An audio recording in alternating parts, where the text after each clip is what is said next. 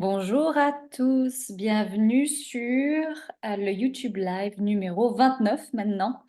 Avec moi, Joyce Villaume-Ledon, où je réponds à toutes vos questions concernant l'Ayurveda.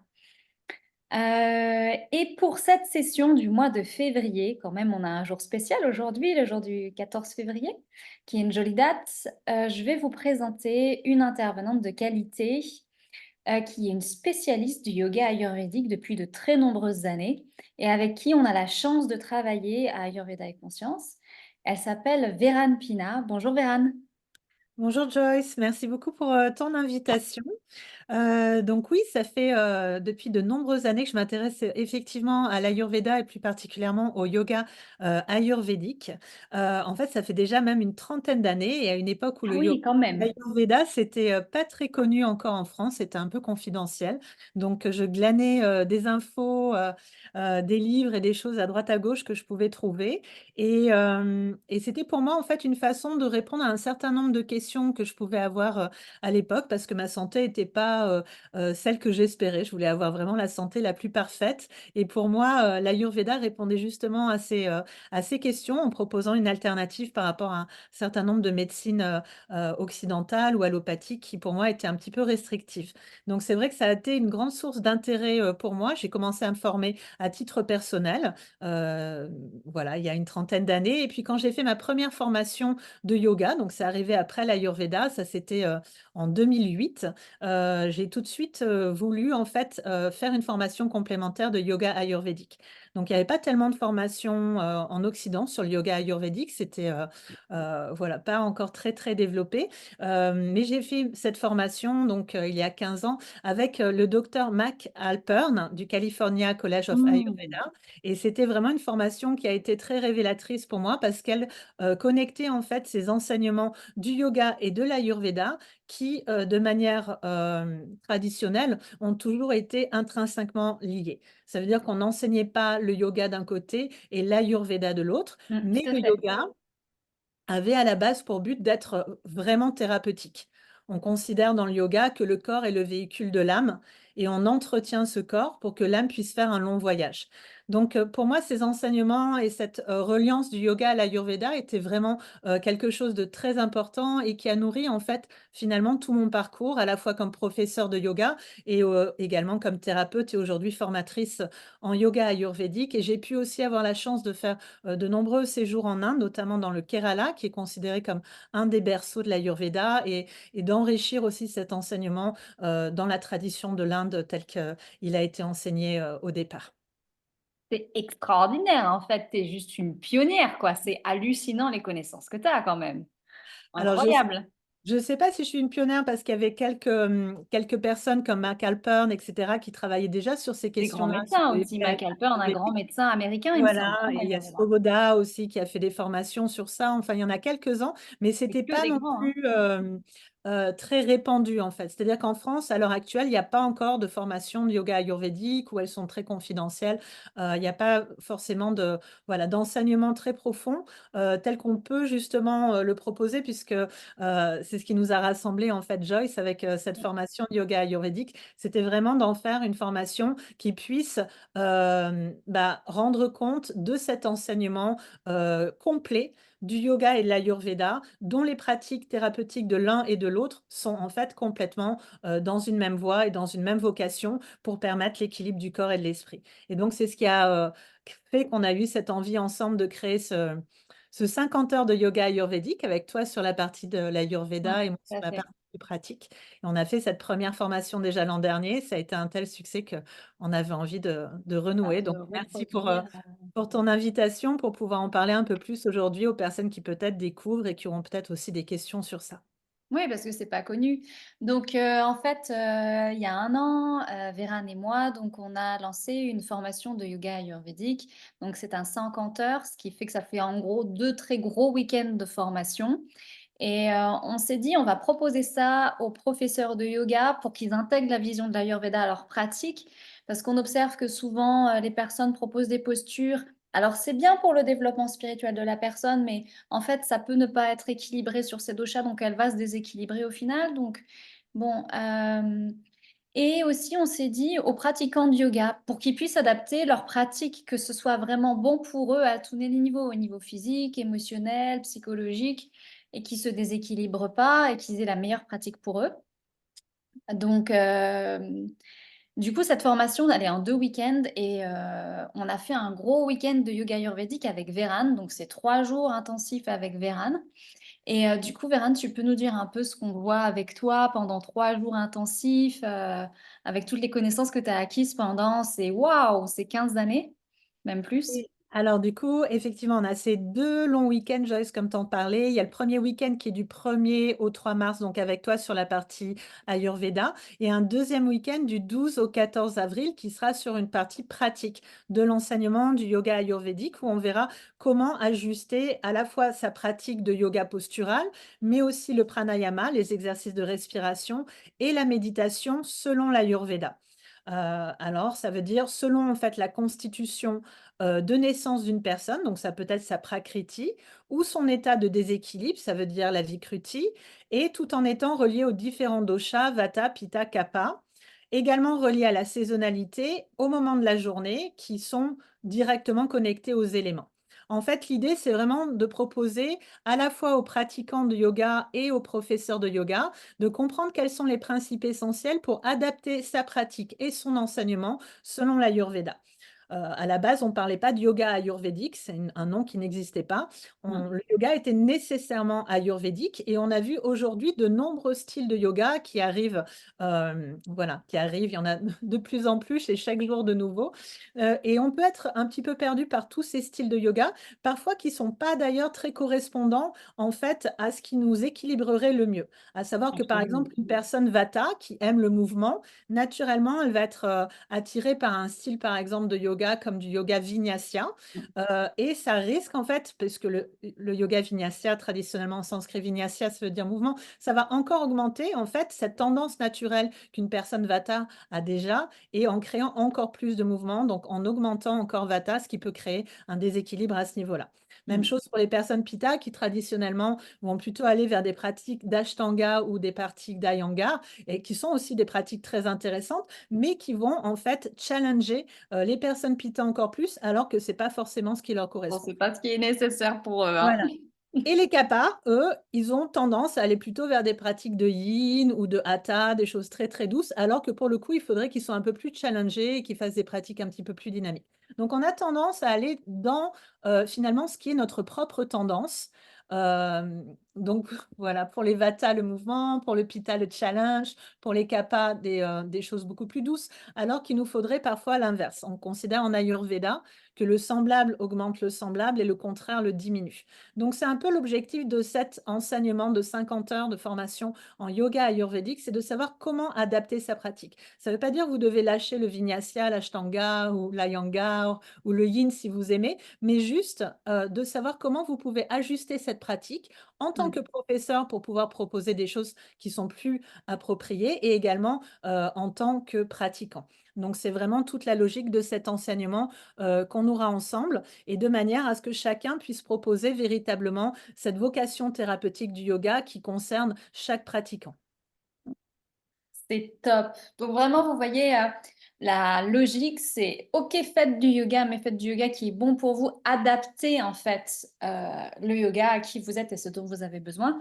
Donc ça, c'est tout ce que vous allez voir avec Véran et avec moi. Donc vous allez voir toute la partie Ayurveda de manière aussi un peu intense, puisque c'est une formation qui est intense, hein. Si on fait les formations Ayurveda et conscience, de toute façon, si on vous propose 50 heures, c'est vous aurez 50 heures pleines de formation et pas juste de 3 informations. Donc, avec moi, vous allez voir la physiologie ayurvédique avec les doshas, leur déséquilibre, leurs remèdes. On va voir de l'énergétique aussi, comment vos chakras fonctionnent, qu'est-ce que sattva, tamas, rajas, c'est-à-dire comment votre esprit fonctionne, comment certaines dynamiques plus énergétiques fonctionnent. On va voir également la constitution de naissance, c'est quoi votre profil ayurvédique, parce que si vous ne connaissez pas votre profil ayurvédique, comment est-ce que vous pouvez savoir le yoga qui en général est plutôt bon pour vous et comment l'adapter? On va voir la routine de vie quotidienne aussi, parce que le yoga, ça s'intègre dans une routine de vie quotidienne pour rester équilibré et puis nous permettre d'évoluer. Aussi savoir s'adapter suivant les saisons. Hein, on ne fait pas le même yoga l'été, l'hiver, le printemps, parce que l'objet, c'est de s'adapter à ce qui est. Un yoga, c'est union, donc on se doit s'adapter à ce qui est. Donc il faut connaître son environnement. Et puis, bien sûr, on va avoir aussi des pratiques plus spirituelles, comme de la méditation, des mudras et des mantras qui sont adaptés suivant vos différents doshas. Donc voilà pour cette formation courte. Et donc je vous a déjà dit les dates, c'est le week-end 1er au 3 mars avec moi et du 12 au 14 avril avec Véran. Et vous aurez des questions-réponses ensuite en ligne et les participants auront la chance de participer à notre journée du yoga du 21 juin, ce qui bénéficie à toute notre école et à plein de personnes. Donc voilà pour ce cursus qu'on voulait vous présenter, mais surtout vous présenter Vérane qui est vraiment pour moi, la spécialiste française du sujet. Si vous voulez plus d'informations ou vous inscrire à ce stage, le contact c'est contact@ayurveda-conscience.fr. Merci beaucoup Véran. Alors, comme aujourd'hui, on a la chance de t'avoir, je voulais quand même que tu répondes à une ou 2 questions de nos internautes qui puissent bénéficier de ton savoir. Et donc tu as choisi 2 questions. Il y en a une qui est très Saint-Valentin. C'est une question sur le chakra du cœur et une autre question aussi sur l'émotivité. Est-ce que tu peux, donc il y a 2 internautes, vous avez la chance que Véran ait choisi vos questions. Est-ce qu'on peut commencer par la question sur le chakra du cœur? Oui, merci Joyce. Alors, on a eu effectivement une question qui était comment ouvrir son chakra du cœur et faire en sorte qu'il le soit tout le temps ouvert. Alors, la question du chakra du cœur, en fait, le chakra du cœur en yoga, il est considéré comme étant au centre, de la poitrine. Donc, voilà, dans cette partie qui est vraiment, située au centre et dans lequel, pour, ouvrir le chakra du cœur plus particulièrement, dans le yoga, on propose, des postures qui vont être des postures essentiellement de flexion arrière. Donc, ils vont permettre cette ouverture de la poitrine et cette ouverture du cœur. C'est en général des pratiques qui correspondent plus particulièrement à Kapha, tout ce qui est flexion arrière, parce que ça va permettre de travailler sur cette région qui est directement, reliée à Kapha, puisque Kapha est situé dans les parties hautes du corps. Donc quand on fait beaucoup de flexion arrière, de back bends, on va justement libérer cette énergie et travailler un petit peu plus sur sa reliance à l'énergie du cœur. Si on a envie, dans une manière un petit peu plus subtile, de se connecter à ce chakra du cœur, on peut aussi utiliser un certain nombre de, mantras et de méditations qui sont associées. Donc la première méditation qu'on peut faire, c'est répéter le bija mantra YAM, ça s'écrit Y-A-M, en visualisant la couleur verte dans l'espace qui est situé donc au centre de la poitrine, puisque chaque chakra est connecté avec différentes couleurs et différents mantras. Donc pour le chakra du cœur, c'est le mantra YAM. Donc vous pouvez faire des petites méditations pour travailler sur cette région du cœur de cette manière-là. Et dans votre quotidien aussi, vous pouvez répéter un autre mantra, comme par exemple le mantra Klim, ça s'écrit K-L-I long M.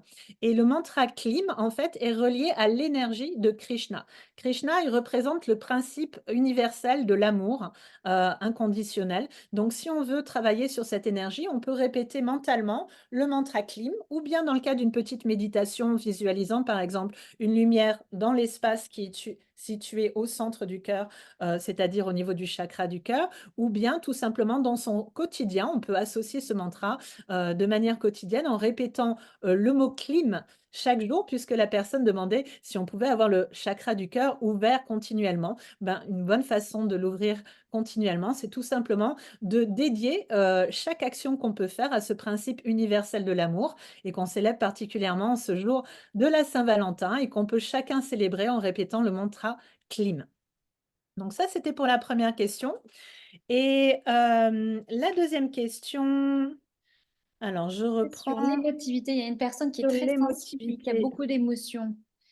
Alors j'essaie de retrouver la question. C'était une personne, voilà. Alors cette personne dit: «Je suis Pitta, comment faire pour diminuer les accès émotionnels forts, comme des pleurs assez récurrents, dus à une hypersensibilité forte, exaspérée par un environnement assez sollicitant, le bruit, le stress, la foule et cetera? Merci». Donc ça, c'était la question. Donc cette personne nous précise qu'elle est Pitta, mais les différentes choses qu'elle décrit, dans sa situation actuelle sont relatives plutôt à un dérèglement du dosha Vata. Donc ce qui pourrait l'aider d'un point de vue de yoga ayurvédique dans cette période, c'est de travailler plus particulièrement l'ancrage, le chakra racine, par exemple, ce qui va lui apporter un sentiment de sécurité. Donc elle peut visualiser le chakra racine, Muladhara chakra, voilà, en répétant le mantra LAM sur la base du chakra, racine avec, une visualisation de la couleur rouge, par exemple, ou dans ses pratiques posturales, si elle pratique le yoga, elle peut, pratiquer, par exemple, du yin yoga qui sera tout à fait adapté, à ses besoins du moment, qui lui permettront, de se ressourcer, de se recentrer, de lâcher prise et de laisser de côté l'hypersensibilité, les peurs et cetera qui peuvent être exacerbé par un environnement un petit peu trop stimulant. Donc, ça serait mon conseil par rapport à cette problématique et peut-être Joyce, tu as envie de rebondir, sur ça en proposant d'autres choses? Ça, je vais reprendre. Yafa, j'ai beaucoup de questions, donc je vais y répondre par la suite. Je ne veux pas prendre de ton temps. Merci beaucoup, Vérane. Je sais que tu es très prise, donc merci beaucoup d'avoir pris tout ce temps-là avec nous. Où est-ce qu'on peut te retrouver si on a envie de faire plus de choses en yoga ayurvédique?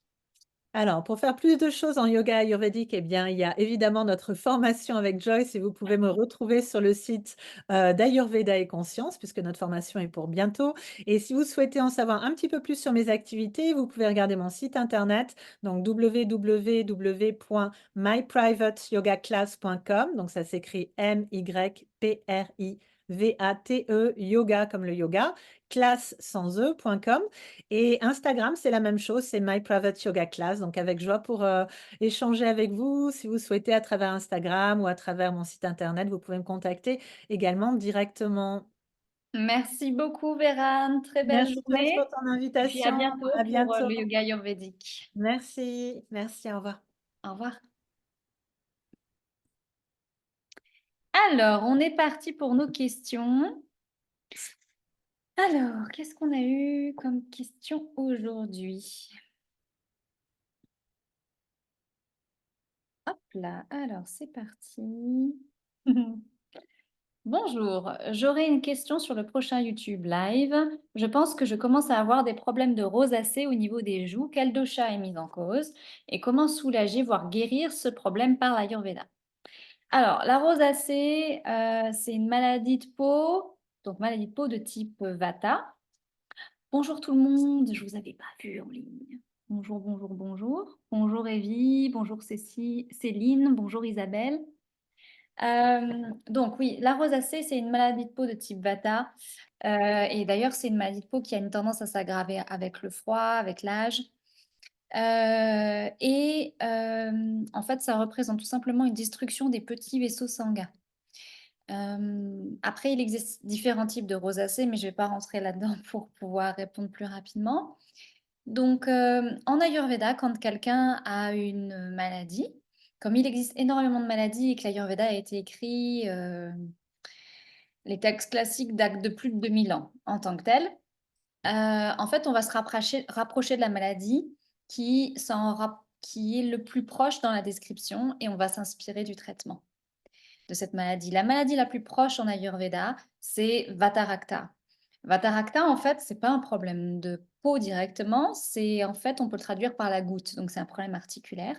Mais on va s'inspirer de ce traitement parce que dans la physiologie, la manière dont les doshas ont bougé est proche d'un problème de rosacée, en fait.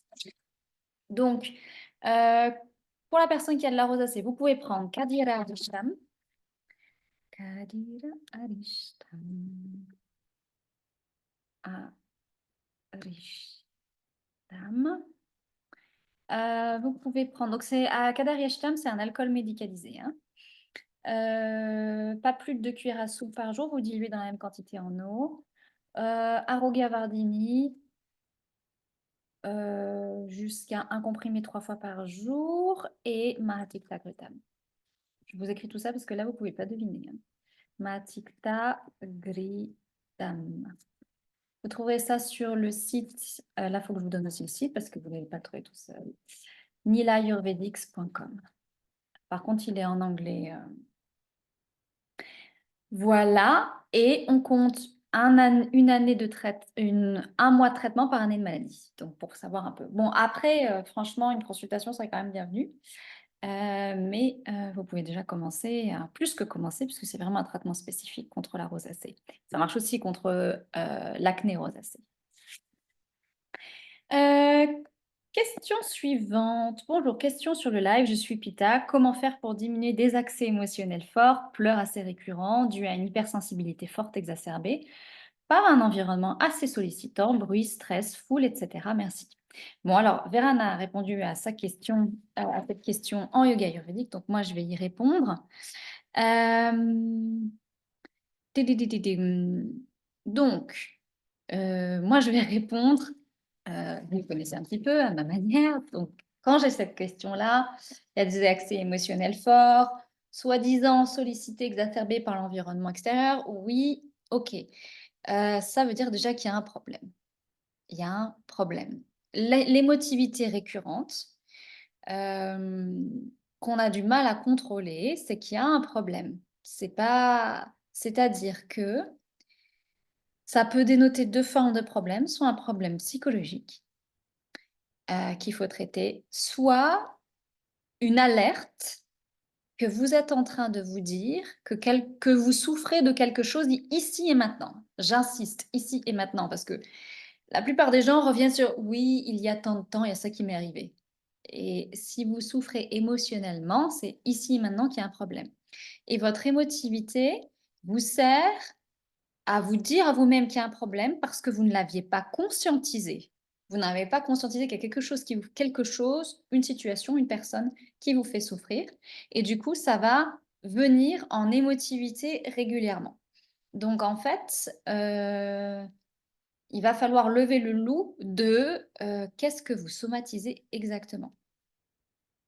Ensuite, en ayurveda, on va vous conseiller de mettre du ghee dans le nez. Donc là, on a une problématique de bien que vous soyez pitta, vous avez une problématique de vata, en excès. Donc de mettre du ghee dans le nez une fois par jour, par exemple, avant de vous coucher, 4 gouttes dans chaque narine et de prendre déjà de la brahmi. Brahmi qui est une plante assez généraliste et qui aide à retrouver un calme intérieur et à rentrer en introspection. Vous en prenez maximum 3 grammes par jour. Voilà pour votre question. Alors ensuite, nous avions vu au live de janvier qu'au niveau de l'alimentation, janvier était le mois le plus chouette de l'année et que nous pouvions manger ce qu'on veut en quelque sorte. Qu'en est-il de ce mois de février? Merci. Alors le mois de février, on est toujours en hiver. Vous êtes rendu compte, c'est à peu près pareil qu'en janvier, il fait juste un peu moins froid éventuellement et on a plus de l'humidité, mais enfin, on est globalement dans les mêmes, dispositions climatiques. Donc c'est pareil, sauf que, heu comme, enfin, je sais pas vous, mais moi, je sens déjà les premières énergies du printemps qui sont déjà sous-jacentes, si on fait attention. Donc et que là, il fait beaucoup plus humide, beaucoup moins froid puisque, bon, on a à peu près une dizaine de degrés un peu partout en France. Donc il va falloir commencer à prendre des aliments plus chauffants qui pacifient Vata, puisqu'on est toujours en saison Vata, mais qui vont commencer à préparer l'immunité pour le printemps et à calmer Kapha va monter d'un coup d'ici, allez, dans moins d'un mois, hein. Au prochain YouTube Live, c'est bon, Kapha va sortir de terre. Donc, du coup, on va conseiller la consommation d'épices, de miel, de soupe, de tisane et d'eau chaude en particulier. Donc, vous avez encore le droit de manger du chocolat pour quelques semaines seulement. Après, vous pouvez lui dire au revoir, ça va vous faire tomber malade.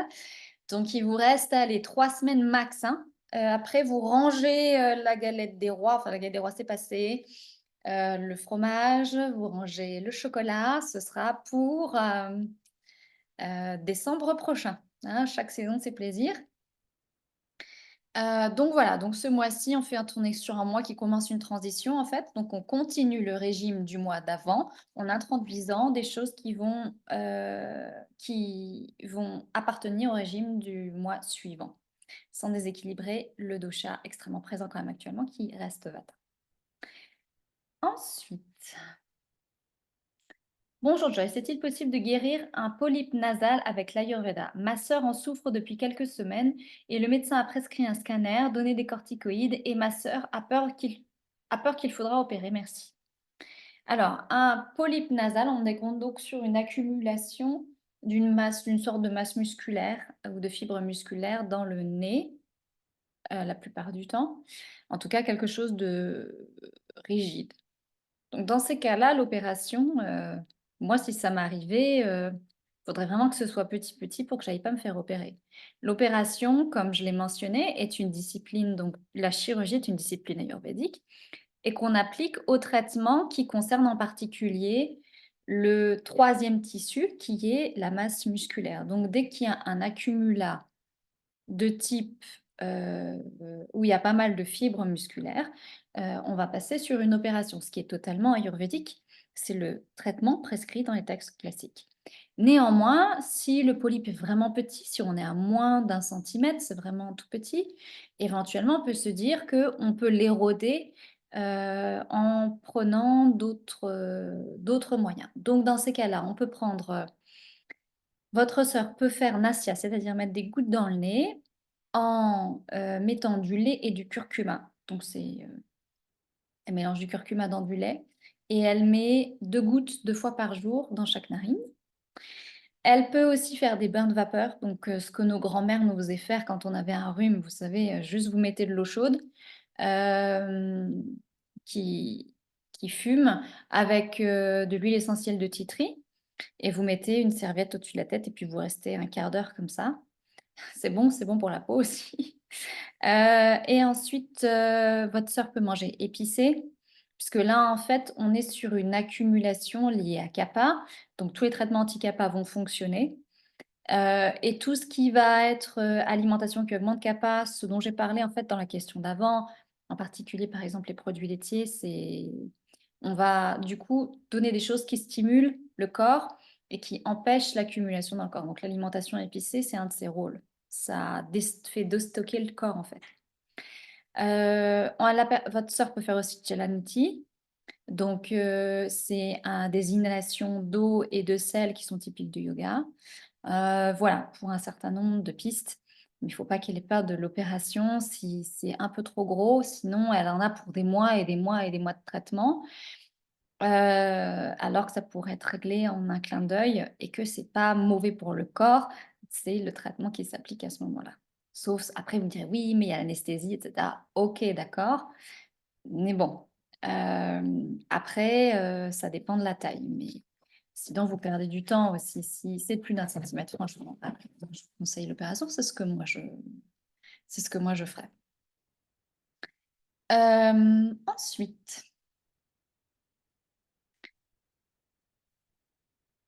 bonjour Joyce, pour le live de demain, je suis Vata, j'ai introduit le gras sur les conseils de ma praticienne en Ayurveda, et ce pour mon transit. Lait entier, ghee, dont une petite cuillère à café avec mon verre d'eau chaude au lever, huile d'olive, graines de lin, noix. Et le transit marche mieux, mais du coup, j'ai un peu de cholestérol, que faire? Alors, mesdames et messieurs, un traitement ayurvédique, la base, un traitement ayurvédique ne doit jamais provoquer un effet secondaire. Donc, il y a quelque chose qui n'a pas été pris en considération. Euh, donc, il faut qu'on reprenne ce qui vous a été donné, qu'on l'adapte. Donc, vous allez prendre plus d'huile d'olive. Donc, l'huile d'olive, vous allez enlever le ghee avec l'eau chaude le matin et vous allez mettre de l'huile d'olive à la place. Donc, vous prenez eau chaude puis huile d'olive le matin. Le lait, vous allez le prendre écrémé. Le ghee, vous allez l'utiliser avec des épices et vous arrêtez les oléagineux. Les oléagineux, c'est tout ce qui est de la famille des noix. Donc, vous m'avez parlé de noix et les graines, la graine de lin, vous arrêtez ça. Et à la place, vous pouvez ajouter du yaourt, un yaourt soit de chèvre, soit des yaourts 0%, éventuellement avec du miel. Donc ça devrait faire que le transit continue à marcher et que le cholestérol chute. Bonjour, une question pour le prochain live. Depuis 2 jours, j'ai une douleur comme des courbatures, des crispations dans tout le haut du dos, nuque, trapèze et dorsaux. alors que je n'ai pas fait de sport ni rien de spécial. Cela se ressent surtout dans le mouvement. La zone est rougie et la peau plus sensible. Qu'est-ce que ça peut être? Est-ce un signe d'inflammation, trop de pita? Merci. Alors, moi, je pense que vous vous êtes coincé un muscle, en fait. Ça peut être peut-être que c'est pendant la nuit, ça peut être que vous avez fait un faux mouvement ou parfois quand, des muscles réagissent, parce que je pense que c'est un muscle profond, ça peut être que le muscle répond à un organe interne. Ici, ça pourrait être, par exemple, si vous avez eu une contrariété émotionnelle, le muscle cardiaque a pu se tendre et avoir une répercussion sur les muscles du dos, par exemple. Mais je pense plutôt que c'est quelque chose de l'ordre d'un faux mouvement. Hem, ou alors, ça c'est une moins bonne nouvelle, vous vous êtes déplacé une vertèbre dorsale. C'est une moins bonne nouvelle.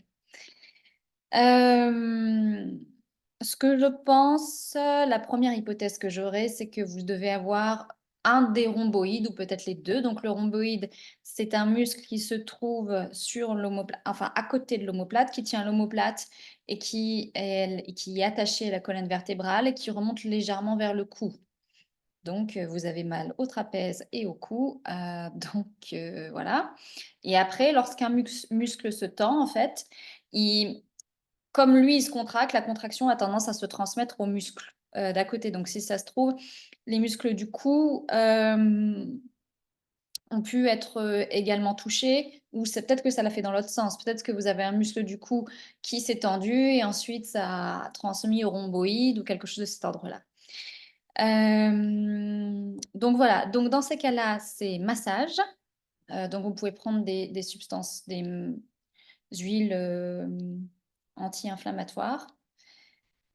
Moi, dans ces cas-là, j'utilise, c'est parce que vous dites que c'est beaucoup inflammé, j'utilise Navratna, mais vous ne l'avez pas nécessairement sous le coude. Navratna, je l'ai pris. Donc quand je sais que les gens n'ont rien sous le coude, je leur conseille du baume du tigre. Alors, je ne promeux pas la composition du baume du tigre, mais néanmoins, ça me permet d'utiliser quelque chose qui a du camphre et le camphre est un anti-inflammatoire qu'on utilise en Ayurveda. C'est une adaptation, il faut faire avec ce qu'on a. Voilà, donc massage et ensuite ostéopathe et voir d'où vient le problème. Bon, en général, ça se règle assez facilement et j'espère que la cause n'est pas grave du tout. C'est-à-dire, j'espère que votre dorsale, c'est pas un problème de dorsale qui s'est déplacé, mais même ça, bon, ça se traite. Qu'est-ce que vous recommandez pour les gencives qui alors, c'est marqué qui décalent, mais je suppose que c'était parce que les gencives ne peuvent pas se décaler, c'est peut-être se rétracter. J'aimerais éviter les greffes. Aussi, j'ai des corps flottants avec flash de lumière à mon œil droit depuis environ 2 ans. Je suis en suivi en ophtalmologie, mais on m'a dit que c'est normal avec l'âge. Je suis une personne en excellente santé générale. On voit ça effectivement. Je fais du yoga quotidiennement, mais j'en ai beaucoup sur les épaules en ce moment, des récent de mon père, aidante naturelle de ma mère et en démarrage solopreneur, tout en étant maman mono. OK, merci. Alors, pour la rétractation des gencives, vous devez faire du bain de bouche avec Harry Medadi Thailand. Pourquoi j'en parle à tous les YouTube Live, celui-là? Heu, Harry Medadi Thailand. Hem Ensuite, pour, vos yeux, il faudrait que vous mettiez du Maha Triphalagi. Alors Maha ou, peut-être Triphalagi, vous allez peut-être le trouver plus facilement quand même. Du Triphalagritam dans les yeux, 4 gouttes dans chaque œil quotidiennement. Je sais, ça pique, c'est pas agréable. Vous avez l'œil qui va pleurer, vous allez réagir, mais vous allez voir mieux après. Hem Alors, vous réagissez un peu à deux trois choses en fait, alors les dents qui se rétractent, les dents qui se rétractent, les gencives qui se rétractent, vous n'arrivez pas à dire ce que vous avez sur le cœur. Donc, je vous conseille de dire ce que vous avez sur le cœur, ça sera bénéfique pour vos gencives et pour ce qui concerne vos yeux, C'est une peur de la mort, en fait. Hem, En fait, lorsqu'une personne commence à se dire: «Oh, je prends de l'âge», tout ça, il y a forcément c'est la peur de la perte sur différents plans qui apparaît et ça a une tendance à provoquer pas mal de maladies. Il y a au moins la moitié des maladies qui viennent avec le temps, qui sont liées à ça, en fait. Et la cécité qui est liée avec l'âge, par exemple, c'est vraiment: «Je ne veux plus voir la vie. Je ne veux plus voir les gens qui partent, je ne veux plus voir ma propre mort, je ne veux plus voir», par exemple. Donc vous, c'est une peur de la mort qui provoque ces manifestations au niveau des yeux. Voilà. Ensuite, on a, hem, comment réduire le mal de transport? Contre les maux de transport, alors, il y a une épice attitrée pour ça, c'est le gingembre. Donc si c'est pour des enfants, moi je vous conseille le gingembre confit. Également, vous pouvez prendre en interne de l'huile essentielle de menthe poivrée, juste 1 ou 2 gouttes avant le transport. Vous pouvez mâcher aussi des graines de fenouil et vous pouvez prendre du tripala, par exemple une demi-cuillère à café, peut-être avant de partir en transport et la veille. Voilà, pour réguler. Donc en fait, les mal de transport, on a Pranavata, qui gère, hem les organes sensoriels et l'oreille interne qui, est perturbée et du coup communique le problème à l'estomac, où il y a un autre sous-type de vata. Donc en fait, ce sont que des choses qui ont une tendance à remonter l'agni, le feu digestif et à être chauffant et à contrôler, vata notamment. Heu, voilà, c'est pour ça qu'en général, on vous dit quand vous avez le mal des transports, essayez de manger un petit quelque chose parce que si vous avez l'estomac vide, ça va aggraver le problème. Parce que qui dit estomac vide dit vata qui augmente. Bonjour, y a-t-il une huile capillaire que vous recommanderiez pour les cheveux poreux? Je suis vata. Alors, contre les cheveux poreux, on utilise des huiles, c'était dans l'autre sens.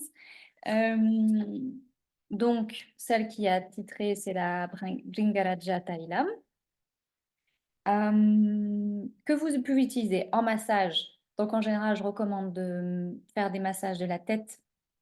Enfin des cheveux, masque et tout ça. Alors vous en mettez pas trop sur les cheveux. Lorsque les cheveux sont fragilisés, il y a un risque que les cheveux tombent si on les nourrit trop.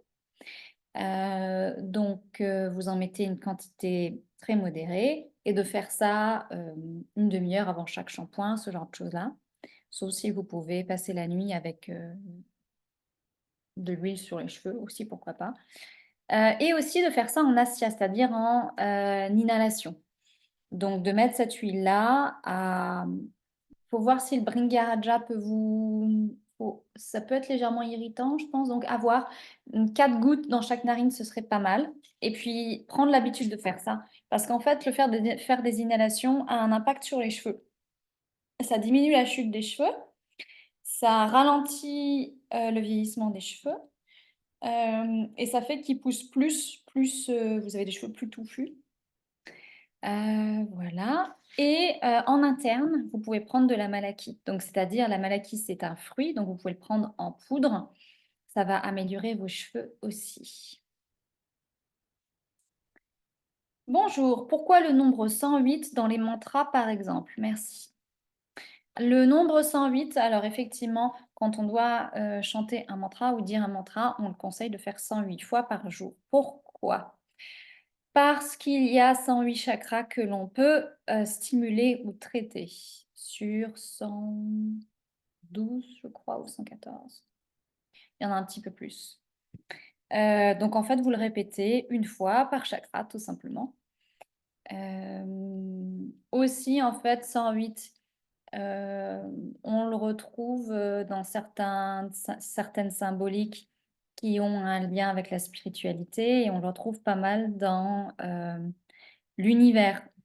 Par exemple, 108, c'est, les 9 planètes majeures et les 12 constellations. Si vous multipliez, ça fait 108, 9 fois 12.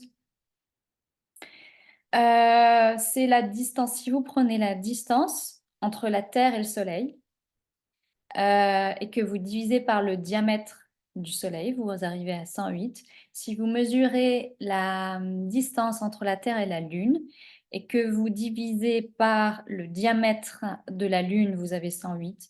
Donc voilà, on retrouve 108 partout, mais bon, on peut faire ça pour tous les chiffres, hein, qu'on retrouve tous les chiffres partout, donc je suis pas une fan de ce genre de choses-là, mais voilà, c'était pour un peu étayer votre question sur les 108, mais normalement, c'est 108 chakras, voilà. Bonjour, comment calmer les grosses crises d'angoisse récurrentes? Heu, alors, j'ai essayé. Vous n'avez pas mis votre nom, donc j'aurais pu si vous m'aviez mis votre nom, j'aurais pu être sûre de pourquoi vous avez une crise d'angoisse. Donc j'ai quand même essayé de voir pourquoi vous faites des crises d'angoisse. Je vais voir si je suis arrivée. Hem, Ça dit que, il y a un problème avec votre maman, hem, une absence de votre maman. Il y a quelque chose en lien avec l'absence de votre maman qui provoque des crises d'angoisse. Alors là, je vous le dis entre parenthèses parce que normalement, j'ai besoin quand même du nom de la personne pour pouvoir lire les choses. Mais j'ai voulu quand même essayer parce que, bah, quitte à répondre à votre question, autant être efficace. Donc, déjà, c'est quoi une crise d'angoisse? Donc une crise d'angoisse, c'est votre inconscient qui est bloqué entre eux. Solution numéro 1, bah non, solution numéro 1, je peux pas la prendre, c'est inacceptable. OK. Donc alternative numéro 2, ah bah non, ça non plus je peux pas. Bah on fait quoi alors? Bah je sais pas ce qu'on fait. Bah on n'a pas de solution.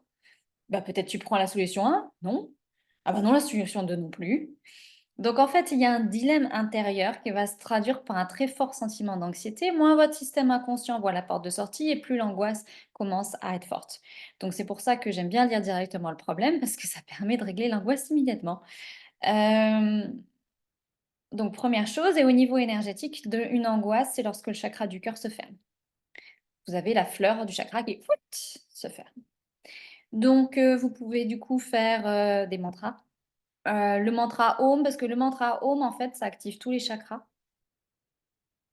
Ou le mantra Yam, dont Véran a parlé. Voilà. Après, question, comment ouvrir son chakra du cœur et faire en sorte qu'il soit tout le temps ouvert? Mort de rire. Bon, OK. Alors, moi aussi, ça me fait rire parce que pourquoi le chakra du cœur enfin, c'est bien parce que c'est la Saint-Valentin aujourd'hui, donc ça, c'est très thématique, mais pourquoi pas, moi, si j'en voulais qu'il y en ait un qui soit tout le temps ouvert et au plus, ça serait le chakra coronal. Parce que du chakra coronal, de l'expansion du chakra coronal dépend l'expansion des chakras d'en dessous. Donc, quitte à agir de manière spécifique, heu, bon après c'est vrai que pour beaucoup travailler sur le chakra coronal, faut avoir un très bon ancrage parce qu'on décolle assez rapidement, mais voilà, donc ça m'a questionnée, mais pourquoi le chakra du cœur? Pour être, sachant que votre chakra, il répond à vos émotions et vos pensées, donc quand votre chakra du cœur se ferme, c'est pas nécessairement négatif. Enfin, oui et non, c'est qu'il y a vous cherchez à vous protéger et peut-être qu'il y a lieu de se protéger. Donc voilà. Néanmoins, si vous voulez effectivement donc Véran a répondu déjà à la question. Donc si vous voulez stimuler le chakra du cœur, c'est le mantra Yam qui s'applique. Elle a parlé aussi du mantra Klim, en lien avec, l'amour universel. Hem, Ensuite, c'est pas mal d'avoir ce qui ouvre le chakra du cœur de manière assez stable, c'est d'avoir de l'amour ou de la dévotion pour quelque chose ou quelqu'un. Donc une dévotion à une déité, par exemple, une dévotion à un gourou, bien que ce terme, il faudrait qu'on trouve un autre terme, on va dire dévotion à un maître spirituel, peut-être ce serait mieux. Ou d'être en gratitude, tout ça va naturellement pour que vous sentiez de la gratitude, il faut que le chakra du cœur soit ouvert. Il n'y a pas d'autres possibilités. Voilà, et après vous avez des mudras, c'est-à-dire des positions des doigts qui stimulent le chakra du cœur. En l'occurrence, pour le chakra du cœur, on utilise l'index et le pouce et de la main, droite et on le met sur le chakra du cœur. On ne peut pas vraiment faire plus simple, hein. Ensuite, ah oui, j'ai des nouvelles questions qui sont arrivées entre-temps. Bon, ça va, ça fait 44 minutes qu'on est ensemble, j'ai du temps. Et j'ai des personnes qui m'ont posé des questions en ligne.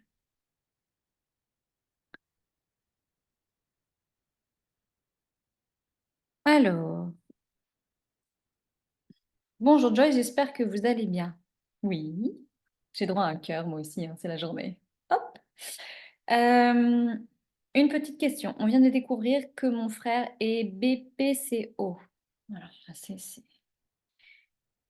Alors, BPCO, je ne sais pas ce que c'est. Ça doit être, ça on dirait, je vais faire que je regarde sur Internet. Diabétique sévère et qu'il a de l'apnée du sommeil. Que conseillez-vous comme soin? Il a le moral au plus bas d'apprendre qu'on lui ait découvert ces trois pathologies. Ah oui, les trois pathologies en même temps. Bon, je dirais l'apnée du sommeil, bon, par rapport au diabète, bon.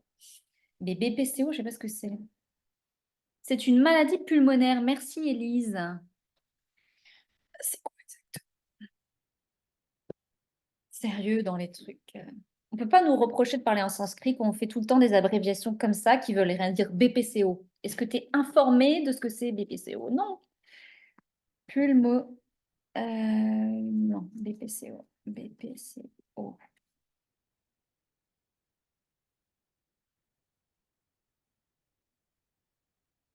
Ok. Et c'est quoi la cause? Donc, ah, ok. La BPCO, c'est un bronchopneumopathie chronique obstructive. Ben voilà, c'est plus clair. Ok, mais c'est quoi qui obstrue les bronches dans ces cas-là? Bah, ça doit être du mucus inflammé, hein. Ok, alors, la question c'était quoi? Maintenant qu'on a fait la lecture de texte, hop là. La question c'était que conseillez-vous comme soin? Bon, alors là, on a une très grosse problématique en CAPA. Euh, donc, il va falloir faire du pranayama. Donc, c'est-à-dire des exercices de respiration pour augmenter les capacités pulmonaires. Euh, là, je pense que Kapalabhati serait une bonne chose. À faire des rétentions, poumons vides, poumons pleins, faire de l'apnée en fait, pour augmenter les capacités des... Dans ce qui est possible, hein, bien sûr, je sais qu'il va avoir une résistance qui est faible, mais il faut qu'il travaille ça. Euh, Après, je dirais même d'aller peut-être nager un petit peu, voir ce qui est possible dans ses capacités et commencer bas, mais vraiment stimuler les poumons déjà. Ensuite, d'ailleurs, on ne sait pas dans quel sens c'est apparu tout ça, parce que bon, la maladie pulmonaire plus le diabète crée l'apnée du sommeil, ça c'est sûr. Mais je me demande quel est l'impact du diabète sur la... Si ça se trouve, il a d'abord eu du diabète, ensuite ça a déclenché le problème pulmonaire et ensuite il y a l'apnée du sommeil. Je pense que je le verrai dans ce sens-là. Parce qu'elles ne sont pas apparues en même temps, il doit y avoir des connexions. Euh, alors, je sais. Parce que je n'avais pas préparé cette question. Le mieux c'est qu'il fasse Pipali Rasayana. Pipali Rasayana, c'est du poivre long qu'on met dans du lait et qu'on prend en quantité augmentée sur une semaine. Un poivre, deux poivres, trois poivres, jusqu'à sept poivres, bouillis dans 250 millilitres de lait. Il boit ça en plein milieu de la matinée, c'est parfait. Ça stimule un peu. Ensuite, pendant une semaine, il va décroître ça. Donc, on est de 7, 6, etc. jusqu'à... Et après, on fait une pause. Parce que là, il faut toujours regarder comment on réfléchit en Ayurveda. Je ne me dis pas, alors, je vais donner tous les traitements pour les poumons et puis tous les traitements pour le diabète. Et ça, non. Je vais traiter tout en même temps, hein, tant qu'à faire. Donc, ça, déjà, en une fois. L'alimentation, on enlève, on enlève les produits laitiers, on enlève le sucre. Alors, le problème, c'est que les diabétiques, souvent, ont pas mal d'addictions alimentaires, au sucre, etc. Donc, là, ça serait pas mal un petit régime végétarien avec pas mal de lentilles. de légumineuses. Voilà. Je crois qu'il y a d'autres questions. Ah OK, il a 45 ans. La personne à qui il a eu ça, il a 45 ans. Bon, à mon avis, il y a eu quand même des problématiques dans l'hygiène de vie. Heu, la quantité de sport, l'alimentation, et bien sûr, bon, il y a d'autres choses, hein, derrière tout ça. Hem, Ce que je veux dire, c'est qu'il y a des choses toujours émotionnelles et psychologiques derrière toutes les somatisations physiques, quelles qu'elles soient. Alors, il me reste 10 minutes. Parfait. Alors, les questions. Bonjour Joyce, depuis 2 semaines, j'ai des picotements dans la main et parfois dans tout le bras au réveil qui durent quelques minutes. Merci de me dire s'il y a des solutions. La première chose auquel je penserais, c'est de vérifier que vous n'avez pas un nerf qui est pincé, justement au niveau, alors soit cervical, qui est pas un nerf pincé, donc ça peut être au nerf cervical, ça peut, dans les cervicales ou dans le coude éventuellement. C'est la première chose auquel je penserais. Ouais, tant que c'est des picotements, souvent les picotements, c'est lié à ça quand même. Ouais. Hem, Bonjour Isabelle, j'ai une double relation depuis 5 ans pour répondre à une souffrance émotionnelle. Je veux savoir si cette relation m'est bénéfique et en quoi? Ah OK, vous avez donc 2 relations sentimentales en même temps. Quelle bonne idée. Ah, alors, j'ai rencontré, des personnes pour qui, le fait d'avoir 2 partenaires en même temps, c'était sain pour eux. Alors je sais pas si c'était sain pour les autres. Comme c'est la personne que j'aide, moi je vois la personne que j'aide. Mais souvent, non. Dans la majorité des cas, là, c'était un cas spécifique par rapport à sa construction, mentale. Il avait en fait, s'il n'avait pas de partenaire, c'était l'effondrement psychique. Donc dans ces cas-là, il vaut mieux compenser. Parce que malheureusement, toutes les constructions psychologiques ne se peuvent pas se redresser comme ça en un claquement de doigts. Alors vous concernant,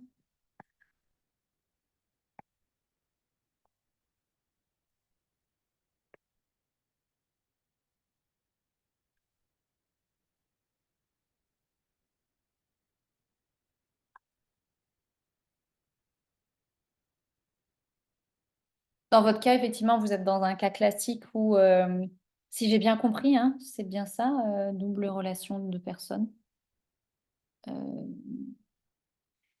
la double relation vient, ancrée sur une croyance que vous n'êtes pas assez bien pour être aimé d'une seule personne, comme si, le grand amour était pas possible, en fait. Donc, il y a quand même une volonté aussi légèrement de sabotage, enfin pas légèrement, il y a une volonté de sabotage. Quelque part, hem, régulièrement, lorsque les gens font des choses qui sont considérées comme pas, OK, c'est pour se dire à soi-même qu'on n'est pas assez bien, en fait. On n'est pas assez bien et du coup, on se le fait, on l'illustre. Heu, donc et vous, dans votre cas, en fait, il y a une image de vous qui est faible, en fait. Donc c'est cette double relation, nourrit une croyance négative chez vous, c'est pour ça que c'est négatif pour vous, que vous n'êtes pas assez bien et moi, je vous conseille de choisir de ce fait, puisque, si ça nourrit une croyance négative, c'est que c'est négatif pour vous. C'est pas que c'est négatif dans l'absolu.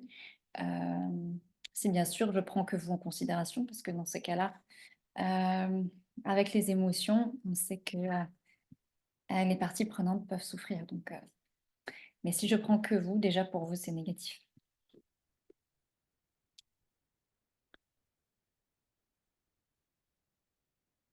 OK, merci Céline. Donc elle nous fait un témoignage: «J'ai bien aimé faire du yoga avec Véran lors d'un stage Ayurveda et conscience». Merci. Hem, alors: «Joyce, est-il possible de suivre le cursus yoga? Je ne suis pas proche, je pratique le Sadhguru Disha depuis plus d'1 an». Ah, j'adore le yoga de Sadhguru, il est top. Oui, bien sûr. En fait, ça s'adresse à tous les pratiquants réguliers de yoga et aux professeurs de yoga, les 2 en fait. Donc vous n'êtes pas obligé d'être professeur de yoga, donc oui, heu, vous pouvez vous inscrire à ce cursus. Vous êtes tout à fait dans on l'a fait pour les amoureux du yoga. Ta ta ta. OK. Bonjour Joyce, c'est Pauline. Je fais appel à tes dons de médium. Je viens de démissionner de mon travail à cause d'un ras-le-bol et je ne sais pas du tout où aller professionnellement. Est-ce que tu vois des pistes pour moi à suivre? Hem,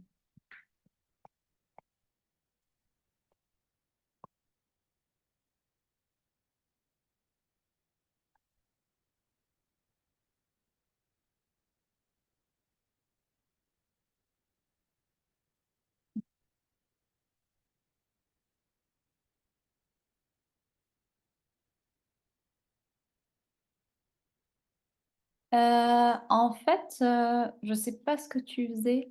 Je me souviens plus ce que tu faisais, mais ça conseille de en fait, ta volonté en faisant ça, c'est de continuer à faire ce que tu faisais, mais ça dit que, tu veux faire plus d'ayurveda ou peut-être que en fait, bon, l'idée générale, c'est la pause que tu fais actuellement est pour développer une activité que tu as déjà, mais plus, et qu'une fois qu'elle sera plus développée, tu vas reprendre un boulot sûrement similaire. En gros, c'est pour faire de la place à quelque chose qui est présent, mais tu avais pas la place de pouvoir faire ce changement, en fait. Donc c'est un petit peu un contretemps pour pouvoir, mettre ça, en place. Il y a rien de j'ai pas de changement, attends, je vais regarder.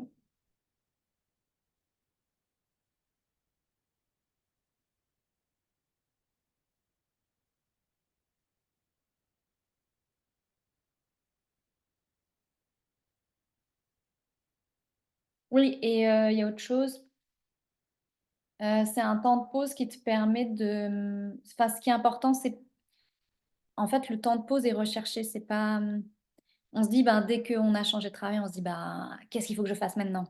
Mais en fait, c'est le temps de pause qu'on a recherché. Il y a une sorte de détox en cours, en fait. Il y a quelque chose qu'il faut que tu évacues.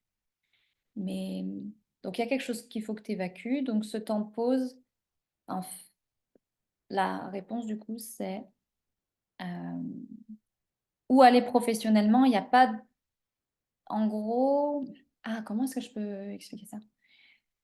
Hem, En gros, ici et maintenant, la question est: qu'est-ce qu'il faut que tu développes davantage et qu'est-ce qu'il faut que tu enlèves, que tu détoxifies de chez toi?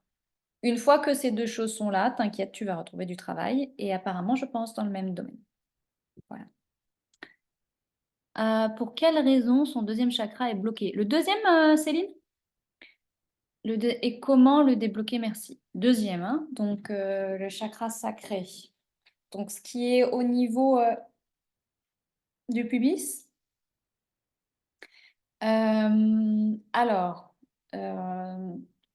il est bloqué en général, c'est quand même un chakra qui le chakra du relationnel. C'est celui dans lequel il y a les liens le lien avec toutes les personnes qu'on connaît. Ah oui, c'est un truc à savoir, ça va peut-être vous faire un peu flipper. À partir du moment où vous dites bonjour à une personne ou vous lui serrez la main, vous avez déjà un lien énergétique avec la personne. Hem, donc tous les liens de toutes les personnes avec toutes les personnes et donc bien sûr, plus vous avez une personne qui est proche, plus le lien est fort, c'est-à-dire a un impact sur vous, important. Hem, donc en général, c'est qu'il y a un gros problème relationnel quand le chakra se bloque, avec une ou plusieurs personnes. Hem, il peut y avoir des très gros problèmes de sexualité aussi, lorsque la libido s'arrête complètement ou qu'il y a c'est même plus que s'arrêter, c'est quand il y a un blocage complet, hem, heu, qui peut être, des malformations par exemple au niveau, dans cette partie-là ou une frigidité. Du coup, le chakra peut complètement se bloquer. lorsque, une personne, en fait, est beaucoup trop austère, lorsqu'elle veut plus ressentir de plaisir, en général, de quelque manière que ce soit, le deuxième chakra peut se bloquer.